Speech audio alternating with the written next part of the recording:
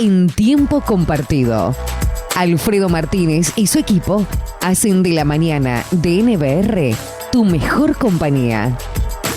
Seguí en NBR, la radio. FM 90.5, donde el mensaje se potencia.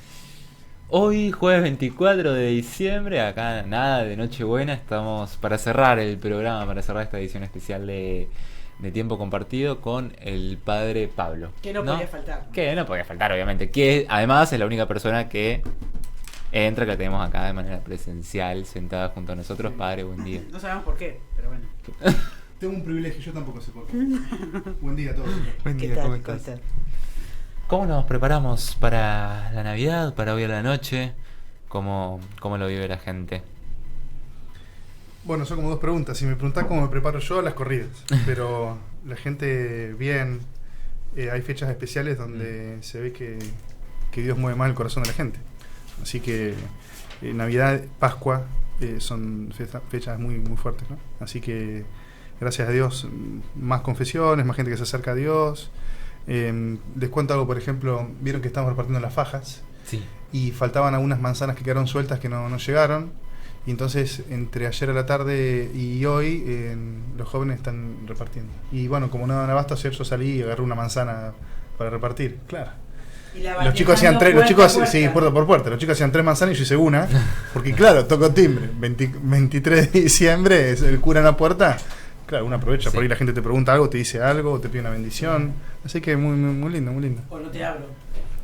Sí, también, no, pero la gente es respetuosa acá, ¿no? Si fuera una ciudad más grande, por ahí sí. Si una ciudad grande te cierra la puerta en la cara. Te corre la cortina, te mira y se esconde. Claro. Sí, pero acá no. ¿Y cómo es esto, no, de resaltar, recalcar lo que es realmente la Navidad en sí? Porque muchas veces, ¿no?, lo que se celebra capaz, sobre todo en los nenes, es el regalito, la llegada de Papá Noel, pero en realidad el festejo está vinculado a otra cosa. Sí, exacto. ¿No? ¿Cómo es? Y viste, a veces los negocios se comen tantas cosas, cuando se ve una oportunidad para hacer negocio, se la aprovecha, eso en todo el mundo, ¿no? Y bueno, con la Navidad ha pasado eso, es una etapa, un momento del año donde hay más consumo naturalmente, entonces se ha aprovechado para el tema de los regalos y demás. La niñez es una etapa donde hay que recibir más cariño, más regalos, más atenciones, ¿no? Porque nos hace muy bien, nos hace sentir amados y nos hace madurar. Pero bueno, podría ser otra fecha. Sí. Claro. Así que sí, no es que no hay que hacer regalos en Navidad, pero no hay que perder el centro, que el foco, que es Jesús, ¿no?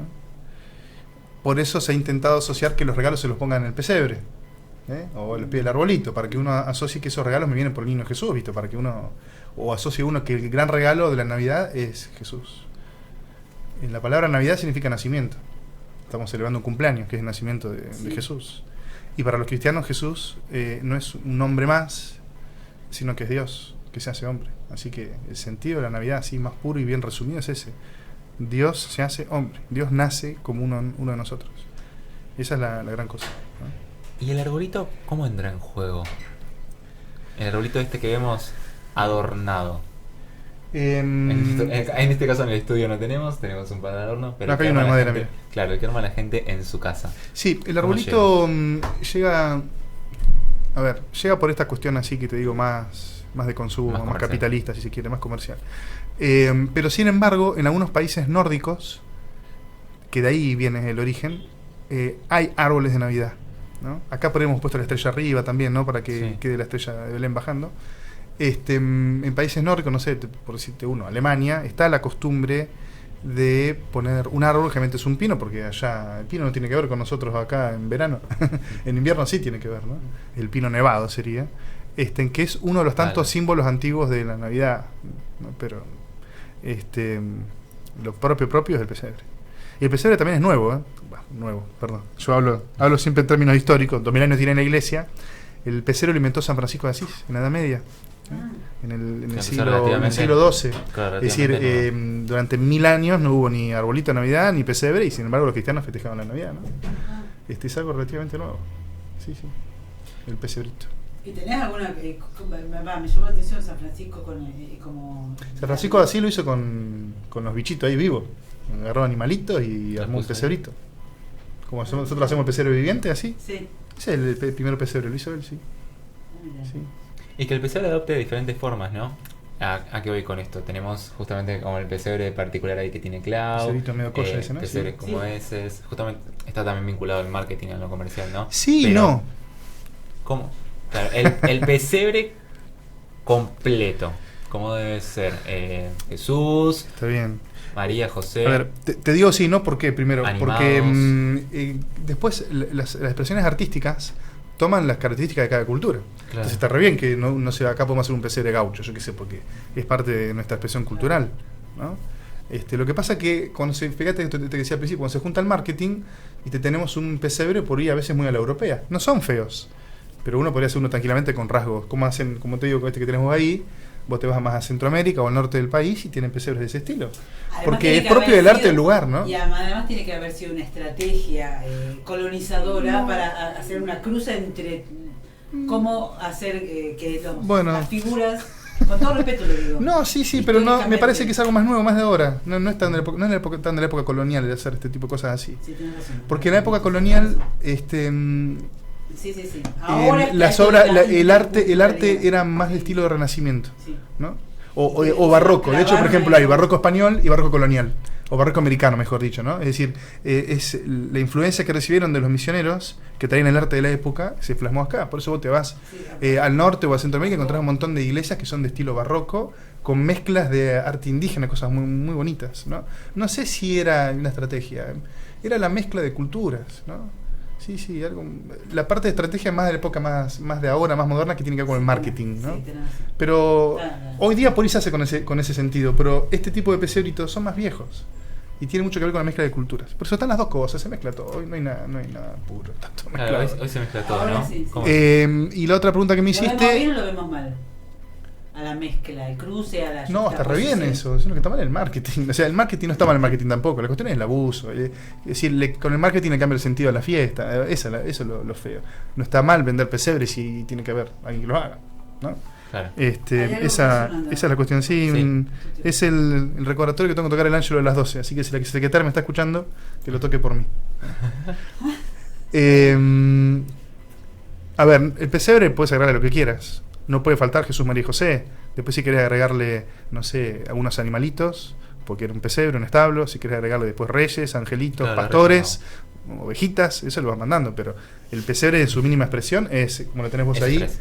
Jesús, María y José, ¿no? Este que me, Ese es el básico. me quiere no sé. No terminó la llevar frase. así, no sé qué, cómo se dice cuando, y me mostró recompensero, no sé, pero lo que digo con respeto, no que no usted no tome mal. Y me mostró este pesebrito Está muy hermoso bonito. de cerámica y con detalles collas, que se lo regaló el padre Felipe. Puede ser, sí. Bueno, a él. Y me dijo, mirá qué lindo, qué sé yo. Y, bueno, me encantaron, no me lo deñé, pero me los puse acá. Robarse, en mi dice. compu. Expropié. Poné el nombre que quieras, preciso, Robert. Bueno. Chicos, yo siempre vengo con cosas raras. Si quieren les cuento algo Por de lo favor. que... Dale, sí. Pero ustedes, lo que quieran. Ustedes son los que por llevan la favor. batuta. No, vos. Saben que hay un pensador cristiano, que no hace mucho que murió, ahora moderno, León Bloy. Él decía, cuando quiero conocer las últimas noticias, voy a leer el Apocalipsis, decía él, ¿no? Hay muchas profecías de Jesús, ¿no?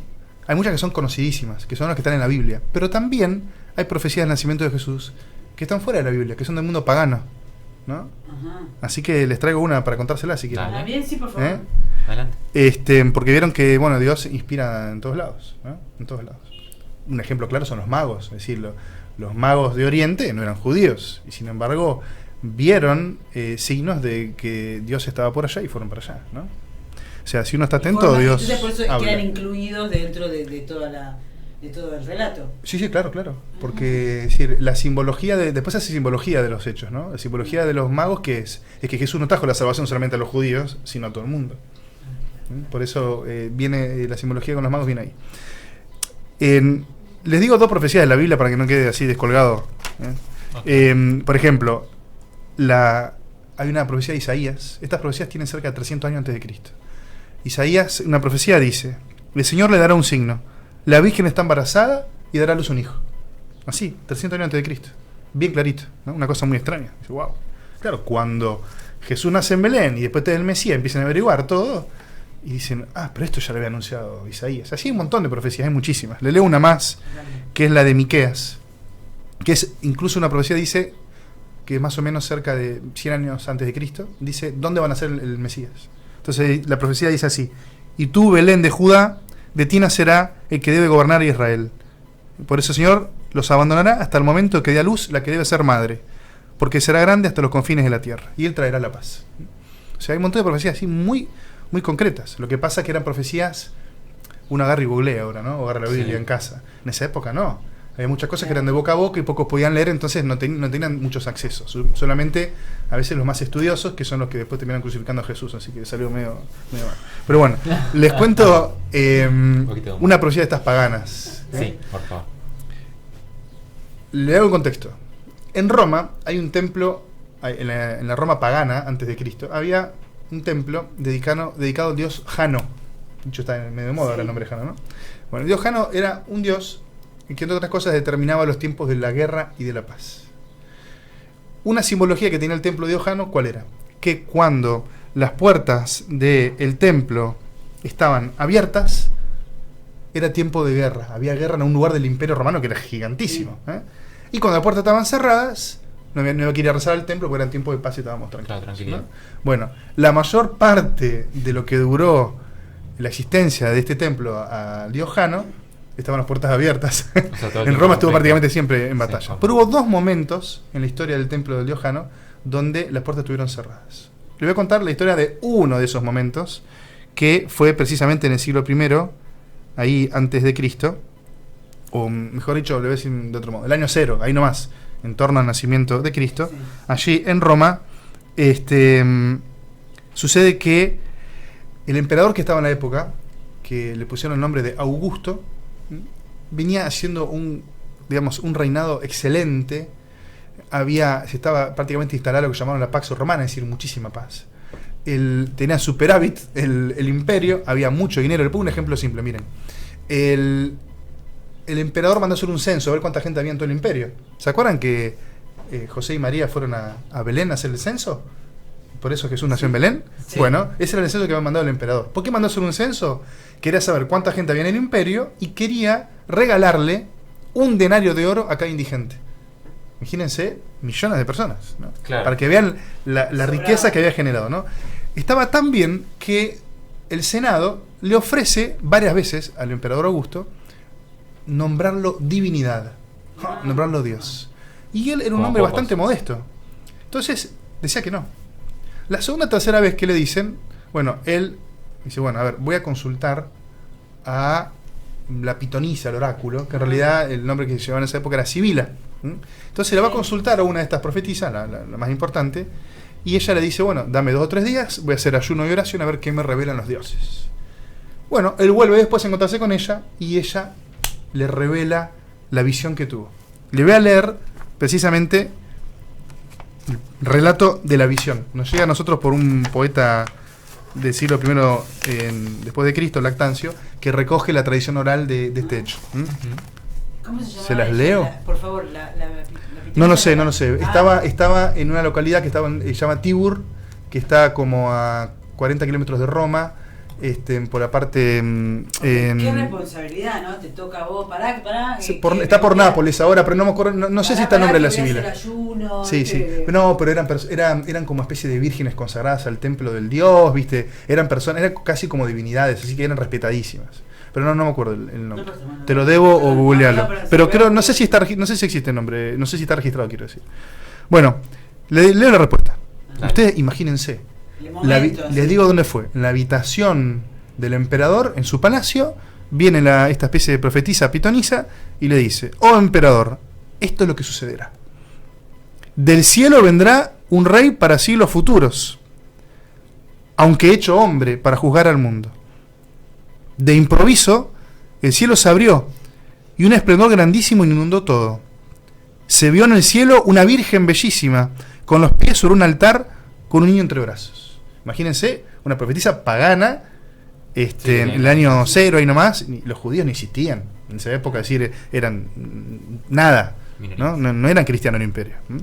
Sigue. El emperador se maravilló en extremo y escuchó una voz que le decía, esta profetisa, ¿no? Este es el altar del Hijo de Dios. Entonces se postró en tierra y lo adoró. Luego contó esta visión a los senadores, que se maravillaron mucho. Esta visión ocurrió en la habitación del emperador, donde ahora está la iglesia Santa María en el Capitolio actualmente, ¿no? O sea, en esa época yo estoy hablando del siglo III después de Cristo, este relato que recoge Lactancio, que venía de boca a boca. ¿Qué hizo el emperador? Viendo esto, dice, en algún lugar de mi imperio está naciendo un dios. Y está esta virgen bellísima, ¿no? Entonces dice, voy a levantar al lado del templo ajano, el que le nombré, al lado, de hecho se comunicaban, otro templo, a esta doncella, ¿no? A esta doncella. Y entonces erige ese templo ahí, no sabían dónde, cuándo y cómo iba a suceder, ¿no? Que bueno, después del templo... ¿Para quién? Era para estar preparados. No sabían exactamente, estar preparados. Después, con el paso del tiempo, con el imperio, 100 años después, se hace cristiano, ahí se erige, se va erigiendo, como toda la iglesia, ¿no? Una capillita, después se va haciendo una cosa más grande, y la actual, esta iglesia que les nombré ahí, de Santa María. Así que, una cosa muy extraña, ¿no? Relatos antiguos que por ahí mucha gente no conoce. Uno siempre habla de las profecías de la Biblia, ¿viste? Habla de lo cristiano, pero bueno, es una especie de profecía pagana muy extraña que sucedió en esa época, ¿no? Algo parecido a los Reyes Magos, pero sucedió en el imperio. Una pregunta que le puede quedar suelta. ¿Qué hizo el emperador? ¿Dejó que le nombren Dios, sí o no? ¿Qué les parece? Cierto. Y sí, supongo que también Augusto, yo creo que no. ¿Usted qué dice? No, Los no. nombres. Bueno, siguieron presionando el Senado y como bien tienen arte los políticos, lo convencieron y terminó aceptando que le dieron el título de divus, el título de divinidad. Y bueno, es así, ¿no? De hecho, Augusto ya era un título de él, era un título de él, pero se lo conoce como emperador Augusto, ¿no? Su nombre de pila creo que era, le ponían 4 o 5 nombres, creo que el primero era Tiberio, si no recuerdo. Porque Augusto está etimológicamente está... Augusto es un título, es un título que se le da, sí, después se hace nombre, después le pusieron el título de Augusto y después quieren darle el otro título, ¿viste? Cada vez más cosas. Uno agarra en la Biblia, no sé, el Evangelio de Lucas, y dice, en la época del emperador Augusto se le aparece el ángel Gabriel a la Virgen, etcétera. Pero el nombre va, yo que sé, Augusto, viste, te trae otras cosas, yo no me lo imaginaba. Augusto es un título, Bueno, como yo te dijera magnífico, ¿no? Claro, y después sí, se hace como se hace nombre. Pensé que era al revés. Qué ingenuidad a eso, que es un poco triste pensar que el presionado, el que decía no quiero... Y Es muy loco porque hay emperadores que agarran enseguida. Sí, es una... No, sí, pero agarró, tarde o temprano agarró. Sí, pero digo, hay emperadores que, bueno, yo que sé, hay que ver el contexto de la época, pobre hombre, pero hay emperadores donde ellos mismos decían, Yo quiero a ser. partir de ahora yo soy yo, ¿viste? Bueno, está bien, Es pero algo muy extraño, este hombre no quería, pero bueno. Pero fíjense, lo querían nombrar a él, siendo hombre lo querían nombrar hombre y Dios. Claro. Y justo para esa época estaban haciendo quien para nosotros los cristianos es Dios y hombre Jesús, ¿no? Es la paradoja de esta historia. Por la solidaridad de él como emperador, que es lo que... Por la solidaridad y por las grandes empresas que hacía y por la paz que había logrado y por el bienestar económico y demás, ¿no? Es algo muy, muy loco, pero bueno, y cosas de la historia, ¿no? Sí, y decepciones continuas de la condición humana. Sí, que pasa en todos lados, ¿viste? Uno dice los poderosos, pero somos todos somos medio, claro. medio fallutos. Eso es un poco decepcionante, ¿no? Sí. Sí. Pero al mismo tiempo que en cada cuento, en cada mitología, en cada relato, sí, que sea como ninguno, y que digan no quiero, y que se caen ¿no? en la presión Hay política. algunos, Sí. hay historias, si quieren un día me voy a contar alguna. Hay muchos reyes cristianos, por ejemplo, Traete una de esas que han son hombres, sucumbido el reino. Hay reyes cristianos que tenían un reino y suben al trono y dicen no, esto no es para mí, y dejan el trono y se ponen, no sé, hacen franciscano, por ejemplo. Vende todos los bienes, tiene todos sus bienes y se dedica. Pero y reinas también hay un montón. Muchos reyes que son santos hoy día, ¿no? Sin sericidio. Es decir, que me queda grande capaz el lugar o no me Sí, siento pero cómodo. sí, tal cual. Muy loco. habría Es que cuestión de ver también solidaridad qué también. miseria se oculta bajo de ese acto de... Sí, hay presión. No, bueno, en el caso de lo que nosotros Sí, nombramos que más- santos son grandes hombres. Hay grandes hombres, no somos todos miserables, pero son poquitos los grandes hombres, ¿no? Bueno, pero en el caso de él me parece que, no sé si es triste, ¿no? Que lo estén presionando como del otro lado del Parlamento para que... pero Sí. es a la vez, si hubiese dicho que no, gran parte estaba en contra. Ya había dicho que no varias veces. Sí, no sé. Era como, es para pensar, ¿no? La interpretación. A ver, les voy a decir algo políticamente incorrecto. El pueblo no se subleva. Tiene que ser algo muy extremo. Generalmente hay presiones de gente que por intereses o que tienen poderes y lo mueven a la gente. En esa época, si el pueblo se sublevaba, era el Senado que iba por atrás y agarraba a algunos de la época que movían los hilos y hacían lío. Como pasó siempre. Pasa siempre. ¿Por qué les digo esto? Porque la gente quiere vivir en paz. La gente quiere vivir en paz en su casa, con su familia, tener trabajo, estar tranquilo, tener bienestar, estar bien. Entonces la gente no quiere andar haciendo lío, quiere vivir tranquila. Lo que pasa es que, bueno, cuando hay a veces un gran cansancio, la gente se subleva.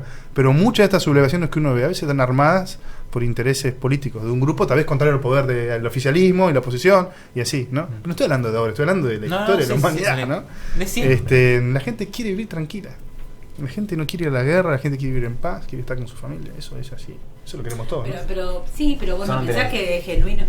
Tenemos que ir cerrando porque son las 12. Okay. Les digo nomás, pero porque nos están empezando otro terreno. ¿No crees de todas maneras que por más que la gente quiera vivir tranquila, aparece un movimiento en el que en este mundo capitalista y demás, en la historia, ha surgido la necesidad de, loco, pará, ¿por qué vos tenés que prosperar más que yo si la tierra cristianamente puede ser de todos y podemos no sé, la idea de es verdad, pero estoy diciendo que de esas grandes esos grandes alzamientos que hay, la minoría son en alzamientos legítimos donde el pueblo se cansa.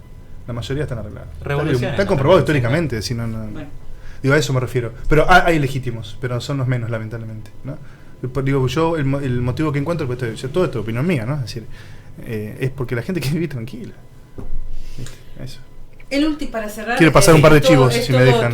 Sí, por te pasamos el espacio de chivos. Bueno, la Navidad, las misas de Navidad. Sí. Hoy la misa de Nochebuena es a las 9 de la noche en el templo. Algunos dicen, ¿por qué tan tarde? Bueno, si quieren más temprano, tengo a las 7 en las Marianas. Así que vénganse conmigo, vamos para allá. no me dan los horarios, ¿no? Y después el 25 de diciembre las misas son como si fuera un domingo, a las 11 de la mañana y a las 8 de la noche. Muy bien. Y también tengo ese mismo día a las 6 de la tarde en Almeida. 25 de diciembre. El 25, sí. Pasó mañana, va. No, mañana, ¿qué pasó mañana? Mañana. Y después el otro chivo es que vieron que ahora el 29 la Cámara Alta va a votar la segunda parte del proyecto de ley del aborto. No, es de despenalización del aborto. De despenalización del aborto, sí, le resumí. Sí. Gracias por la corrección.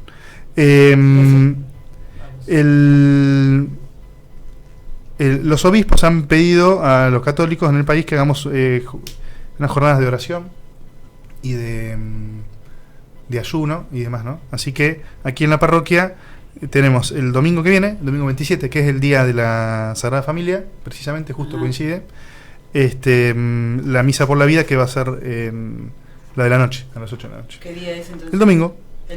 Y el lunes, 27. el día antes de la votación, sí, que los obispos nos piden que hagamos una jornada de ayuno y de oración, sí, vamos a hacer un rosario por la vida en el atrio del templo, a las 6 de la tarde. Sí, obviamente con toda la distancia social y demás. Eso es el 28 en el atrio de la iglesia. Sí, a las 6 de la tarde. El lunes a las 6. Yo no voy a estar. Tomá. Porque me voy a la marcha a Buenos Aires.